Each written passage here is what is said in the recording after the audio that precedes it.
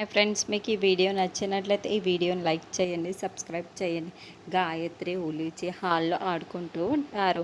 అప్పుడే పెద్ద బొట్టమ్మ అక్కడికి వచ్చి చాటుగా పిల్లల్ని గమనించుకుంటూ ఉంటుంది.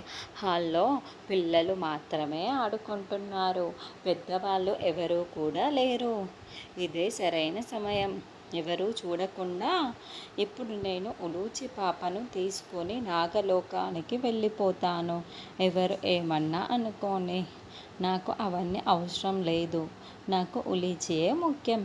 కాబట్టి నేను ఇప్పుడే ఉలీచి పాప దగ్గరికి వెళ్ళి తీసుకొని వెళ్ళిపోతాను, నాగలోకానికి తీసుకువెళ్ళిపోతాను అని పెద్ద బొట్టమ్మ ఉలీచి దగ్గరికి వచ్చి ఎత్తుకోబోతూ ఉంటుంది.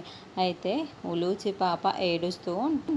అప్పుడే హాసిని, అదేంటి ఉలిచి పాప ఏడుపే కదా వినిపిస్తుంది, ఎందుకబ్బా ఉలిచి పాప ఏడుస్తుంది అని హాల్లోకి వస్తూ ఉంటుంది. అయ్యో, హాసినమ్మ వస్తుంది, ఇక నన్ను చూసేస్తే ఇంకేమైనా ఉందా అని మళ్ళీ పెద్ద బొట్టమ్మ చాటుకు వెళ్ళి దాక్కుని ఉంటుంది.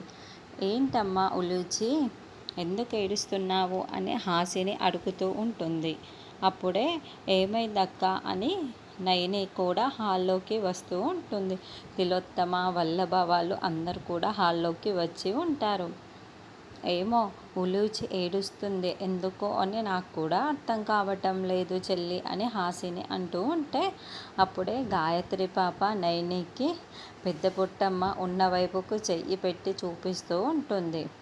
ఏంటమ్మా గాయత్రి, ఏం చూపిస్తున్నావు, ఏముందక్కడ అని హాసిని నయని ఇద్దరు కూడా అడుగుతూ ఉంటారు. అమ్మో, మాటలు రాని గాయత్రి పాప నేను ఇక్కడ దాక్కుని ఉన్నానని నయనికి చూపిస్తూ ఉంది. నన్ను చూస్తే ఇంకేమైనా ఉందా అని పెద్ద బొట్టమ్మ టెన్షన్ పడుతూ చాటునే దాక్కుని ఉంటుంది.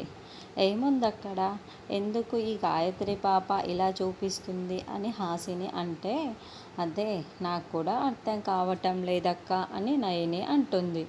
ఎవరైనా ఉన్నారా అక్కడ అని హాసిని చూడడానికి వస్తూ ఉంటుంది. మరి పెద్ద బొట్టమ్మ పారిపోతుందా, లేకుంటే తిలోత్తమ వల్లభ అక్కడే నిల్చొని పెద్ద బొట్టమ్మని చూసి కాపాడుతారా అన్నది నెక్స్ట్ ఎపిసోడ్లో చూద్దాము.